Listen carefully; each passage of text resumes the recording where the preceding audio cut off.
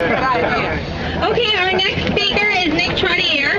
Growing up in Columbia, Illinois with two physicians as parents, he always had a yearning to become a part of the medical profession.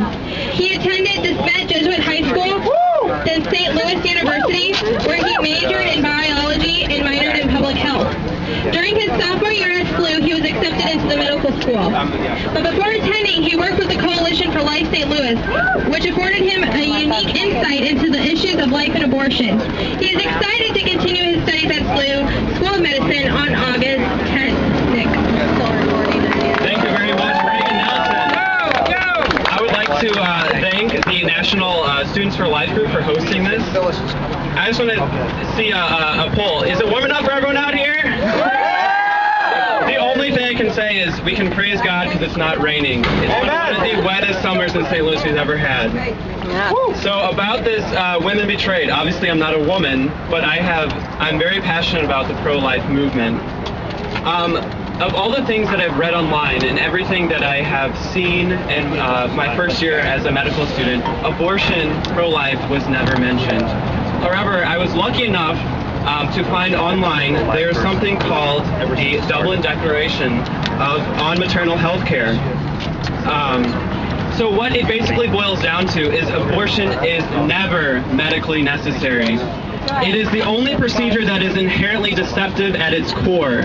If you go to a hospital today and you have, if you get an appendectomy, your appendix is about to burst, there is an inherent value in that. They will treat you medically and you won't get sepsis and die. There is something good at that core. But if you contrast that to abortion, it is successful in the removal of what they like to call a fetus, but what I like to call a potential human life. But it has major side effects. It causes this mother-to-be, to go into a deep despair. The side effects inflicted on the mother can be substantial and sometimes insurmountable. Instead of freeing her, Planned Parenthood betrays the woman. The abortion traps the woman into a cage of depression, post-traumatic stress disorder, and a variety of other psychiatric conditions. The culture of death at Planned Parenthood promotes through abortion, and it betrays women. So Planned Parenthood convinces the woman to have abortions, but then ceases to help her after she's had this abortion.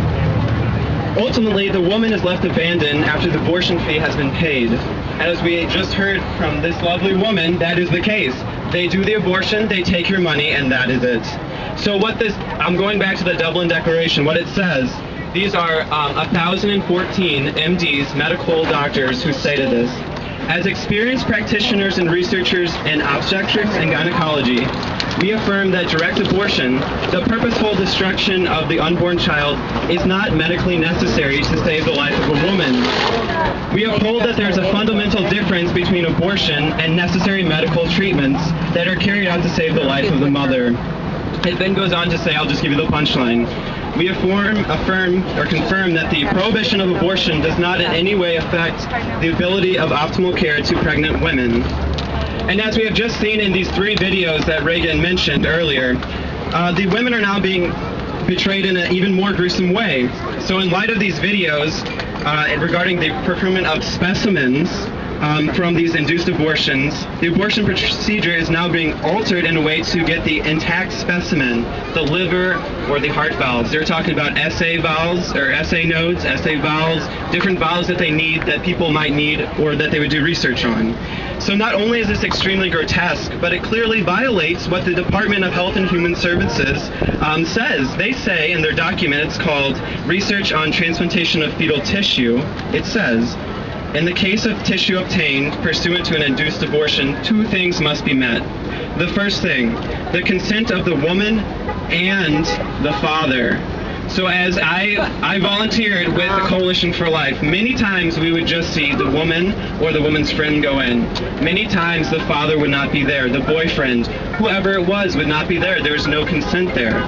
The second big thing that has to happen for it to be legal is no alteration of the timing, the method, or the procedures used to terminate the pregnancy solely for the purposes of obtaining this fetal tissue. As we heard, they put the child in a breech procedure. They can sometimes do this partial abortion to get the child out to make sure that the liver is intact, that the heart is intact. This is wrong. It is morally wrong, and I think that most people in their hearts feel that it is wrong to do that to any kid, especially past the 24 weeks that most medical professionals say it is a life after 24 weeks. Here at this facility, they abort up to 9 months.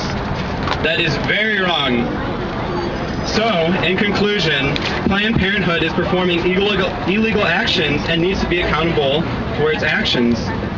It is now time to defund Planned Parenthood. Thank you.